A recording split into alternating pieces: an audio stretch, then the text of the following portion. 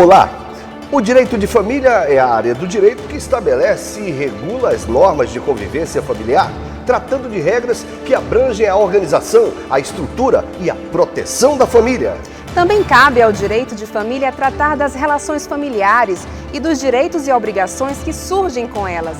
Ele assegura a resolução de conflitos de família levados ao Poder Judiciário. No programa de hoje, nós vamos falar sobre o papel das varas de família dentro da estrutura do judiciário. Você também vai saber mais sobre as regras que envolvem o casamento e o divórcio. Outro assunto que vamos tratar é a respeito das normas sobre pensão alimentícia. E para conversar sobre esses e outros assuntos, a nossa convidada de hoje é a juíza titular da Terceira Vara de Família de São Luís, Joseane Correia Bezerra. É agora no Justiça Cidadã, uma parceria do Judiciário Maranhense com a TV Assembleia.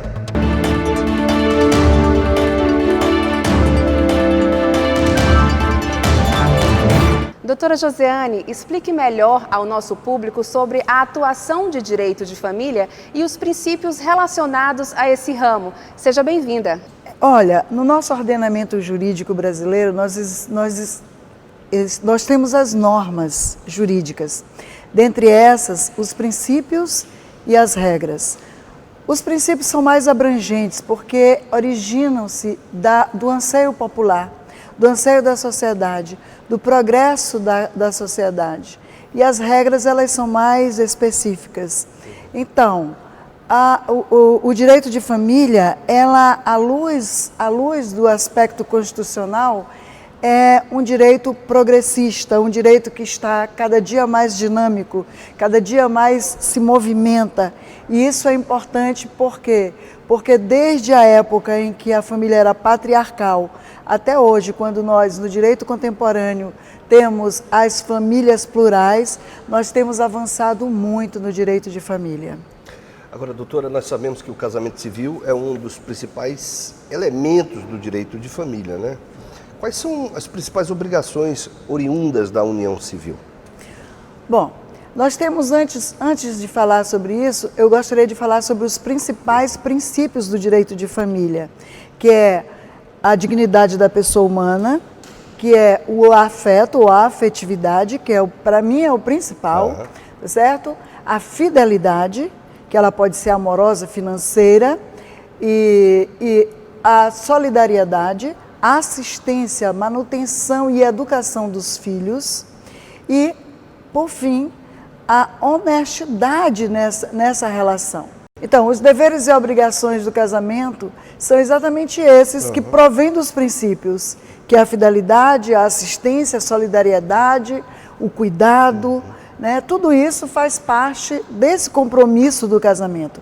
O casamento é um ato solene, o casamento é um ato solene perante a sociedade e perante o direito em si, perante a sociedade. Então, disso advém a responsabilidade civil também. Então, o casamento, além de que é a primeira instituição criada por Deus, se nós soubéssemos disso, talvez as coisas se encaminhassem de uma outra maneira, porque nossa obrigação não seria tão somente a obrigação jurídica, mas isso que eu queria perguntar. mais a obrigação metafísica. As pessoas não se preocupam somente com a questão da legalidade do casamento e esquecem das outras obrigações? Obrigação moral, obrigação psicológica, a obrigação social, tudo isso faz parte de um compromisso. E quando nós formamos a família, nós formamos fazendo uma aliança, não só entre os nubentes, mas sobretudo com a família, sobretudo com o divino, né, com Deus. Eu acho assim, que se nós colocássemos a família nesse diapasão, nós teríamos uma base familiar muito mais fortalecida. E as pessoas perguntam sempre, e a união estável tem os mesmos direitos do casamento? Em tese, sim. Mas se você pega a sua certidão de casamento e vai aonde for necessário, é diferente de você ter que fazer um reconhecimento ou em cartório, que também estão ali seus direitos garantidos, ou no caso de morte, você ter que ir para a justiça fazer uma ação declaratória de união estável pós-mortem, para que depois, então, você exercite os direitos que dessa união contemplam. Então, eu acredito que potencialmente os direitos da união estável são iguais ao do casamento. Inclusive, sabe, quando os conviventes querem dissolver a união estável, que eles têm que fazer uma ação de dissolução, reconhecimento de dissolução de união estável, a gente percebe que há um conflito de interesses, porque normalmente o convivente nega o período, o lapso temporal daquela convivência, às vezes para excluir algum patrimônio. O que a certidão de casamento não cria nenhuma dúvida nesse sentido. Doutora Josiane, em fevereiro deste ano, a Corregedoria permitiu a lavratura de escritura pública de separação, divórcio e de união estável em cartório. Casos como esses procedimentos precisam passar pelo juiz? Olha, esse provimento, o provimento número 7 de fevereiro de 2019, ele vem alterar o provimento número 11 de 2013, que vem regulamentar exatamente a lavratura dessas escrituras. Então, o que nós temos nesse novo provimento? Nós viemos alterar o Código de Normas para que os registradores ou tabeliães possam fazer a lavratura das escrituras de divórcio, de dissolução de união estável, de conversão, de separação judicial em casamento. E para isso alterou de acordo com a emenda constitucional 066 de 2010. Então, o que contempla isso? Porque anteriormente só se podia fazer essas lavraturas de divórcio em cartório aqueles casais que não tinham filhos menores, ou seja, filhos incapazes.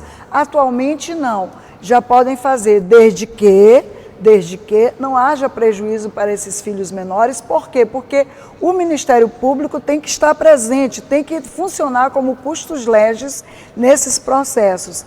Então, o casal pode fazer na justiça, numa ação própria, ação de alimentos, pode fazer ação de guarda, regulamentar todas essas questões dos filhos menores incapazes e fazerem no cartório apenas as questões atinentes aos bens, ao nome da mulher e as demais necessidades do casamento, no caso da sua extinção, em cartório sem nenhum prejuízo para a família. O que mais que eles podem fazer? Eles têm que colocar nessa escritura de divórcio ou de separação judicial, eles têm que colocar a vara, onde tramitou as ações que beneficiam os filhos incapazes, eles têm que colocar a vara, o número do processo e levar para o cartório a sentença, tudo certo para que as crianças não sejam prejudicadas. Também se pode fazer em cartório a conversão do divórcio, a conversão da separação judicial em divórcio, com partilha de bens ou não, mas desde que não se trate nada dos filhos. Porque muitas vezes nós podemos, na conversão da separação judicial em cartório, nós podemos, ou mesmo judicialmente, nós podemos alterar alguma cláusula. Só que no cartório não se pode tratar de nenhuma cláusula a respeito das crianças ou dos filhos incapazes. E qualquer dúvida que o tabelião tenha a respeito dessa lavratura desse divórcio ou dessa conversão ou dessa dissolução de união estável, ele deve buscar diretamente dirimir suas dúvidas junto à corregedoria. Outra questão, no cartório não há segredo de justiça, como há nas varas de família, mas o escrivão está proibido o direito de registrar o motivo da separação. Não tem sigilo, mas não pode expor os motivos da separação. Uma outra ordem que esse provimento exige é que o tabelião também não é obrigado a lavrar uma escritura de divórcio se ele perceber que não há uma espontaneidade de vontade, consenso, porque tem que ser consensual, não pode se fazer sem litigioso lá, E também, outra questão importante é se ele vê indícios de prejuízo a um dos cônjuges. Tá ok, tá certo. Daqui a pouco tem mais assuntos para a gente tratar com a juíza Josiane Bezerra. E o Telejudiciário, o seu canal para se informar, reclamar, sugerir ou elogiar os serviços da Justiça do Maranhão. Anote o número aí, é o 0800 707 1581. A ligação é de graça, de segunda a sexta, das 8 da manhã às 6 da tarde. Anote aí, 0800 707 1581.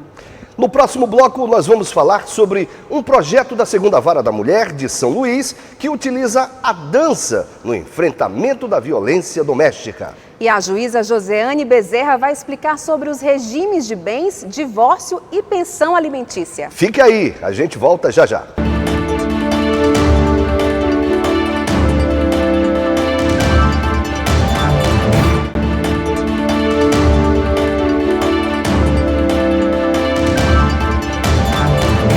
Justiça Cidadã está de volta, hoje conversando com a juíza da Terceira Vara da Família de São Luís, Josiane Bezerra.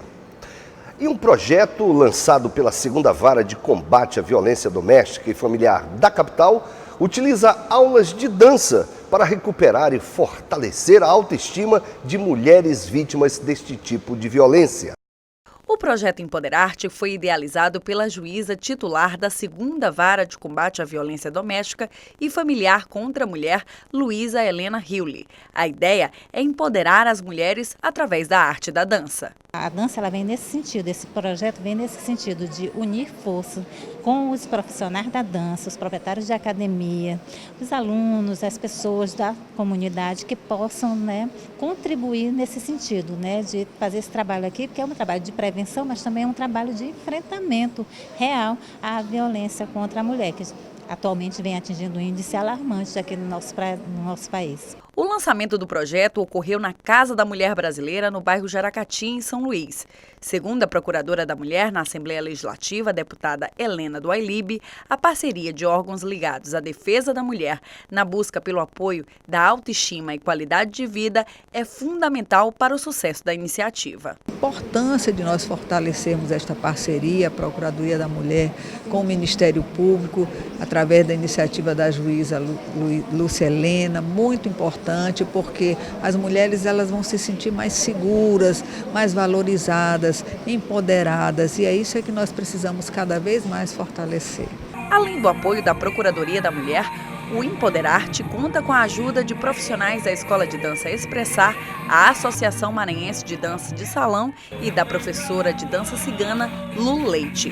Durante o lançamento do projeto, várias atrações encantaram o público e mostraram o quanto a dança é capaz de despertar sentimentos. Na verdade, o momento da dança de salão não é um momento para se mandar, nem para se obedecer, e sim para se compartilhar.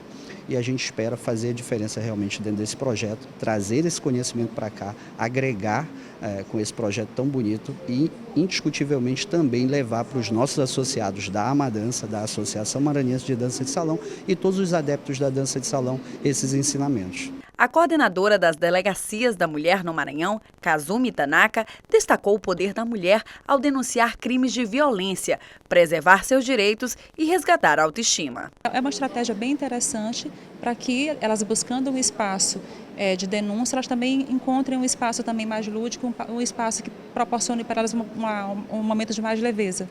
As aulas do projeto Empoderarte são gratuitas.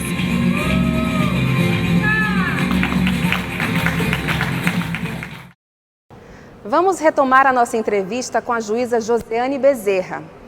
Nós sabemos que existem vários regimes de casamento. Quais são os principais e como funciona essa regra para os casamentos comunitários? Bom, o regime de casamento é uma consequência jurídica no casamento. Ela disciplina os interesses econômicos, os ativos e passivos dos nubentes, desde o casamento até a sua dissolução por vida ou em morte. Então, os principais regimes de casamento, o principal a regra é a comunhão parcial de bens. Inclusive, os casamentos comunitários, eles são todos com comunhão parcial de bens. Essa comunhão parcial de bens, ela consiste no fato de que Os bens adquiridos antes do casamento por ambos os nubentes não fazem parte, não se comunicam com o patrimônio comum do casal. Então, só se comunica com o patrimônio comum do casal aqueles havidos, aqueles constituídos durante a convivência marital. O segundo tipo de regime de comunhão de bens é a comunhão universal de bens, onde toda a massa universal do patrimônio do casal, havidos antes e durante o casamento, eles se comunicam com o patrimônio do casamento. Muito bem, mas para que isso aconteça tem que haver um pacto antinupcial. Entretanto, os bens adquiridos a título gratuito não são inseridos nessa massa universal. Apenas aqueles adquiridos a título oneroso. Quais sejam? Aqueles gratuitos advindos de heranças ou de doações. Esses não entram. E no pacto antinupcial, o casal faz uma cláusula de incomunicabilidade, que é exatamente falando sobre esses títulos que são a título gratuito. Outra regra de regime de bens é a de separação total de bens. Esse regime ele é feito através de uma escritura pública de separação total de bens, e aí não se comunicam ao patrimônio do casal nem os bens adquiridos a título oneroso e nem a título gratuito. E nós temos ainda uma outra questão nesse regime de comunhão de bens, que é exatamente a liberdade que o casal tem em administrar os seus próprios bens. E temos também, por fim, as separações obrigatórias, ou seja, o regime é de separação total de bem, sem a necessidade dessa escritura pública de separação de bens, porque são aqueles casais que são maiores de 70 anos ou os que necessitam de uma autorização judicial, que são os menores de idade, que não podem casar com comunhão parcial de bens, muito menos universal de bens. Agora, sim, prossiga, doutor, tem mais um ponto? Não, então vamos falar agora da parte mais polêmica, né? Que a gente considera no casamento, que é quando o casal tem filhos, né? Sobre a obrigação do pagamento de pensão após a separação. Como funciona essa regra? Só mais uma questão sobre o regime de comunhão de bens, que o casal, após o casamento, pode, através de uma ação própria, alterar o regime de bens do casamento. Mesmo durante casado? Eles casam com separação e durante o relacionamento eles resolveram mudar o regime? Eles podem alterar esse regime através de uma ação própria. Quanto aos alimentos, como eu disse, vem lá dos princípios da família. Vem do princípio do dever paterno, materno, filial, de prover o sustento, de educar os seus filhos. E ela pode ser paga espontaneamente. Não é obrigado, quando a pessoa tem a consciência moral do dever paterno, filial, a paternidade, a maternidade responsável, não deveriam nem buscar a justiça, porque isso é uma coisa natural de se fazer, o sustento dos seus filhos. Mas quando essa espontaneidade não é possível, ela pode ser paga através de uma ação de oferta de alimentos, quando o próprio pai ou a própria mãe, que não é o guardião, pode entrar na justiça ofertando alimentos, pode ser através de uma ação de alimentos, que aí já é o outro cônjuge, o outro genitor buscando essa manutenção. E eu costumo dizer para os meus jurisdicionados que as ações de alimentos não são contra o pai, são em favor dos filhos, porque além de que eles não pagam espontaneamente, eles ainda ficam muito aborrecidos por serem acionados na justiça. Só que isso causa um desgaste muito grande, né? Só que aquela manutenção não é para a mulher, é para o filho dele ou para o filho dela. Então, essas ações não são contra os pais ou as mães ausentes do lar, mas em favor dos filhos. Agora, dessas ações decorrem... O problema maior está na questão percentual, valores, né, doutora? Aí que começa, né? Quando existe um vínculo Como é que empregatício... É feito esse cálculo? Quando o alimentante... ele tem um vínculo empregatício, a gente coloca um percentual sobre os seus rendimentos e demais vantagens, excetuados os descontos obrigatórios. quando ele não tem vínculo empregatício, quando ele é um profissional liberal, quando ele é um empresário, seja lá o que for, então o que acontece? Nós colocamos a pensão sobre o salário mínimo. Nós buscamos um percentual de acordo com a necessidade e a possibilidade. Ao binômio possibilidade e necessidade, na verdade nós usamos até o trinômio. Possibilidade, necessidade e proporcionalidade. Porque às vezes a criança precisa mais, tem um problema de saúde, tem alguma coisa a mais. Colocamos às vezes metade do material, fardamento escolar, porque na verdade, sabe, doutor Helder, o que a gente percebe é que a mãe, ela fica com a parte mais onerosa da criança. A mãe fica com a parte maior das despesas da criança. O pai às vezes dá aquilo que sobeja, aquilo que sobra, sabe? E a mãe fica com toda a carga de criar, de manter, de fazer tudo isso. E dessas ações de alimentos ainda vem outras ações, que é as ações revisionais para aumentar e para diminuir. Normalmente o homem entra para diminuir, a mulher para aumentar. E quando o filho alcança a maioridade, para exonerar. Às vezes nos parece que ele está aguardando o dia do aniversário do filho para entrar com a exoneração. Só que ele não se apercebe que aquele filho pode estar na faculdade, ele pode ser incapaz e ainda continua precisando do apoio. E outra coisa, nós somos pais e mães, nós temos o dever moral, a responsabilidade paterna de prover os nossos filhos, de auxiliar os nossos filhos em qualquer dificuldade.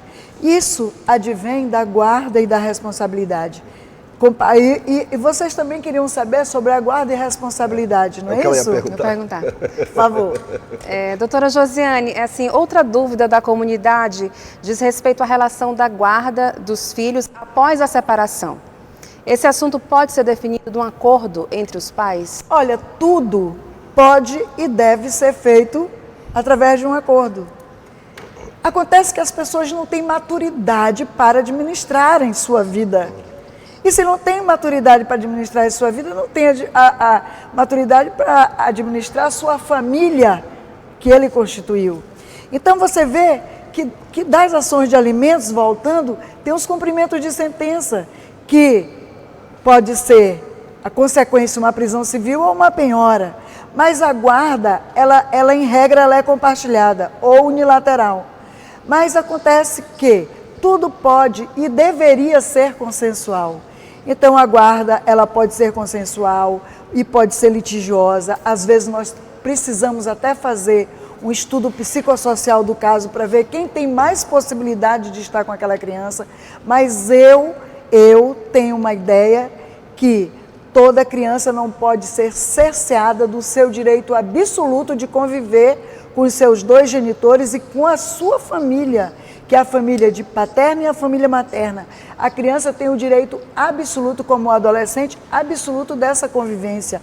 Faz parte de um dos princípios fundamentais da criança, a convivência familiar. Então, eu sempre nas guardas, eu procuro fazer o máximo possível para que essas crianças e adolescentes tenham o máximo de convivência com o genitor ou a genitora ausente do lar. Okay. O ideal seria o acordo. O ideal seria o acordo. Tá certo, doutora. Daqui a pouco nós retomaremos a entrevista com a juíza Josiane Bezerra. Você pode tirar suas dúvidas sobre assuntos da justiça através do telejudiciário. Anote aí, 0800 707 1581. É 0800, não precisa pagar nada. Anote aí, 0800 707 1581. No próximo bloco e último do Justiça Cidadã, nós vamos falar sobre mais uma edição do projeto que leva cidadania a moradores de comunidades de difícil acesso lá na região de Cururupu.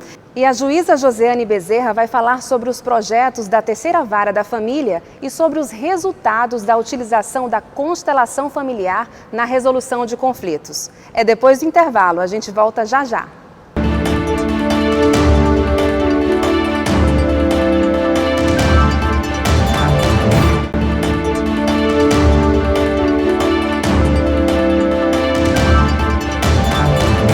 De volta com o último bloco do nosso programa de hoje, que entrevista a juíza da Terceira Vara da Família de São Luís, Josiane Bezerra. Mas antes vamos mostrar que a comarca de Cururupu realizou mais uma etapa do projeto Justiça Itinerante. Dessa vez, levando diversos serviços e atendimentos aos moradores da ilha de Caçacoeira, na região das reentrâncias maranhenses. A comarca de Cururupu realizou a 9ª edição do projeto Justiça Itinerante, levando ações de cidadania aos moradores da ilha de Caçacoeira, localizada a 3h30 da sede do município. Um grupo de 70 voluntários do Poder Judiciário e órgãos parceiros efetivou 425 atendimentos ao longo do dia, com expedição de certidão de nascimento, casamento comunitário, atendimento jurídico, realização de audiências, serviços de saúde, palestras informativas para crianças, adolescentes e mulheres, entre outros. Na parte de psicologia, nós fizemos uma roda de conversa com as mulheres, o combate ao enfrentamento à violência doméstica, a violência contra as mulheres, e o nosso objetivo foi conscientizar, sensibilizar, orientar, empoderar essas mulheres, né? Que infelizmente é uma realidade do nosso município, existe um índice muito grande de violência doméstica, e a gente, com o objetivo de realmente empoderar, orientar, mostrar que a gente tem poder de dizer não à violência, da gente buscar ajuda, a gente garante o nosso direito. Então, o objetivo da psicologia hoje foi esse, de trazer informações, sensibilização também para elas ao enfrentamento, ao combate de violência doméstica. Durante a abertura, o juiz Douglas Lima da Guia, titular da comarca e idealizador do projeto, fez um convite a toda a comunidade para participar do projeto. Já realizamos neste ano de 2019 a 3ª edição do projeto Justiça Itinerante. A primeira edição foi na ilha de São Lucas, a segunda edição na praia de Lençóis e a 3ª edição hoje aqui na ilha de Caçacoeira. Ano passado, em 2018, realizamos 6 edições durante um ano, totalizando aí, Márcio, mais de 7.000, 8.000 atendimentos no projeto Justiça Itinerante. Eu costumo dizer que é uma grande festa da cidadania o projeto, porque não contempla apenas ações da justiça, mas contempla também ações relacionadas à própria cidadania e à própria efetivação dos direitos dessas comunidades que encontram-se afastadas da sede da comarca, mas que encontram-se necessitadas também de serviços judiciais, de serviços de saúde, de serviços de assistência social, dentre outros que o projeto Justiça Itinerante oferece. Os atendimentos foram realizados em uma escola. Um dos destaques foi a união celebrada em casamento comunitário, o maior já realizado pelo projeto, com 16 casais. Teve decoração do espaço, preparação do bolo, inscrição e entrega de documentos para a cerimônia. Eu achei muito bom, foi importante para nós e eu agradeço muito porque vieram aqui e nós tivemos essa oportunidade. Foi bom demais, é uma coisa que trouxe muito respeito, é um casal que sabe dar valor no casamento. Foram disponibilizados também serviços de cartório, Viva Procon, atendimento jurídico com advogados voluntários, Delegacia da Polícia Civil, Ministério Público e Secretarias de Assistência Social e de Saúde de Cururupu. A Ronda Escolar do 25º Batalhão da Polícia Militar e o Conselho Tutelar ministraram palestra com o tema Prevenção ao uso de drogas e disciplina escolar, com a entrega de brinquedos para cerca de 70 crianças participantes. Um resultado extremamente positivo, porque ele resolve um problema muito complicado nessa região, que é o acesso, principalmente porque se trata aqui de uma reserva extrativista, né?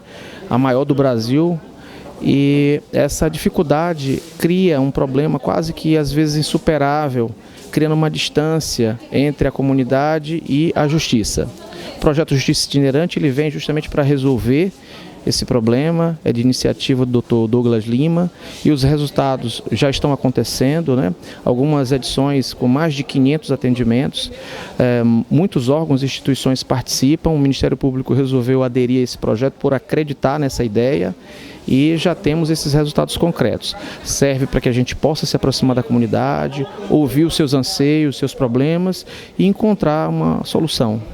O projeto Justiça Itinerante foi elaborado com o objetivo de facilitar o acesso à justiça e fomentar a cidadania em comunidades da zona rural da região do município de Cururupu, sob a coordenação do Poder Judiciário local. Voltamos a conversar com a nossa entrevistada de hoje. Doutora Josiane, sobre a atuação da Terceira Vara da Família, quais os principais projetos em andamento? Bom, a exemplo do Dr. Douglas de Cururupu, como nós acabamos de ver, os juízes estão deixando de estar encastelados em seus gabinetes, estão realmente se voltando para a sociedade, para os projetos sociais.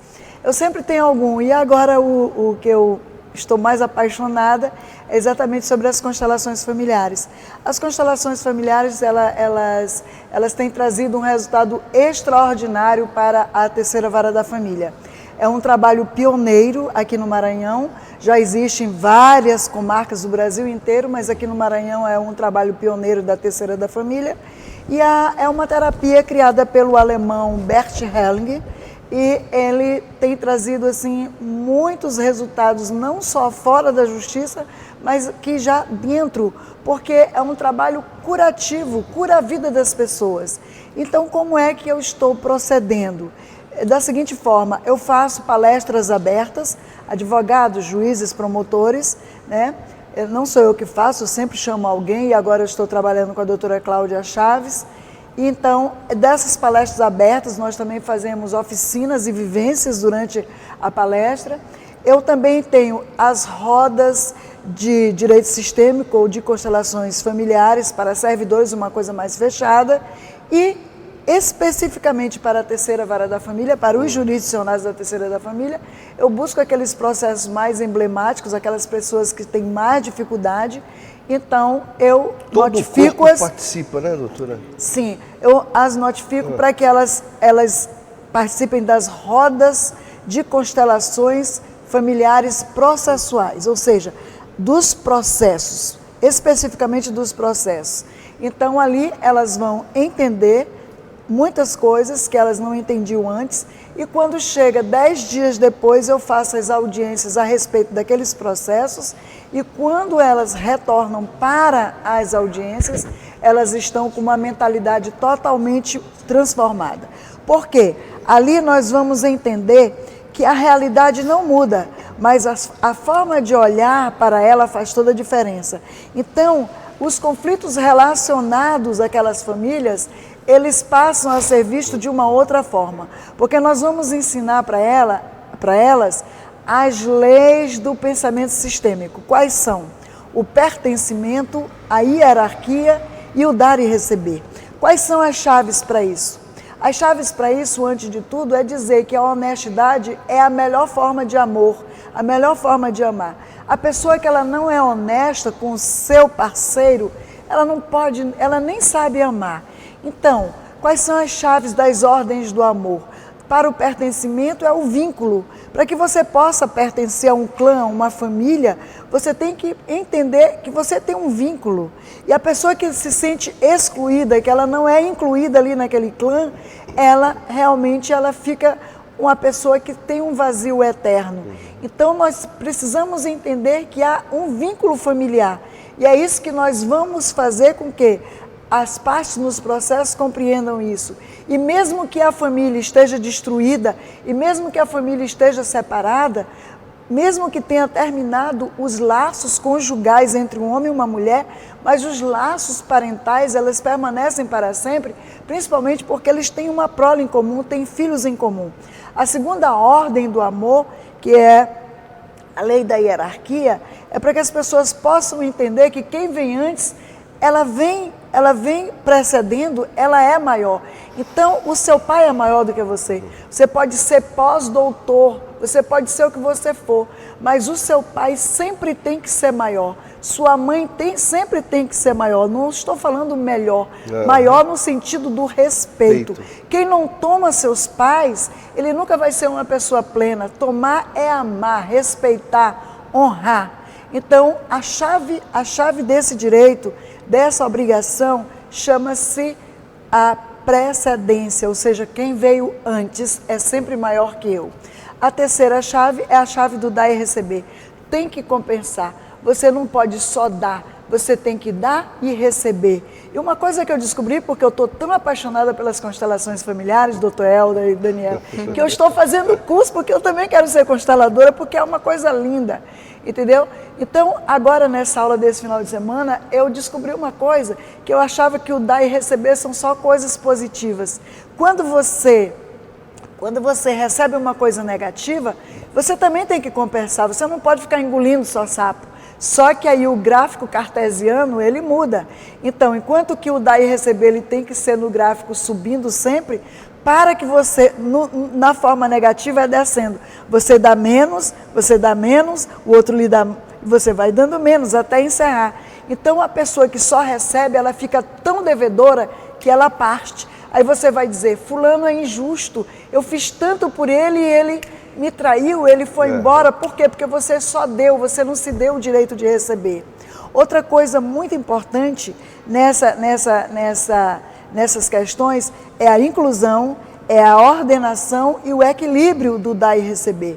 Então, existe uma coisa que a gente também não se atenta, são as lealdades invisíveis. Uma pessoa, às vezes, aquela ovelha negra da família, ela não é a ovelha negra da família, ela veio para quebrar um paradigma, ela veio para resolver questões que não estavam se resolvendo. Muitas vezes ela está o quê?